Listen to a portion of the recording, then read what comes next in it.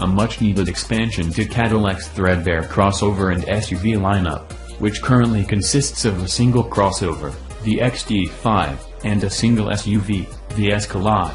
As the number in the Xt3's name suggests, the new crossover is smaller than the mid-size Xt3, which in turn is smaller than the land-crushing Escalade, a beast that might as well be called the Xt1500. Seen here, the Xt3 is still a prototype.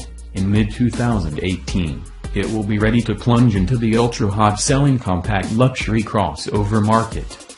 Why it matters, as we alluded to above, Cadillac is woefully behind in the luxury crossover and SUV race.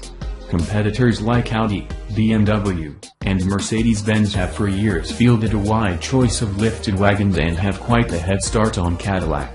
The larger Xt3, which is a replacement for the long-serving SRX, aims at the hardy mid-size slice of the luxury crossover market, but Cadillac has effectively missed out on sales in the compact segment, not to mention the three-row, not enormous crossover segment between the Xt3 and the truck-based Escalade that includes stuff like the Audi Q7.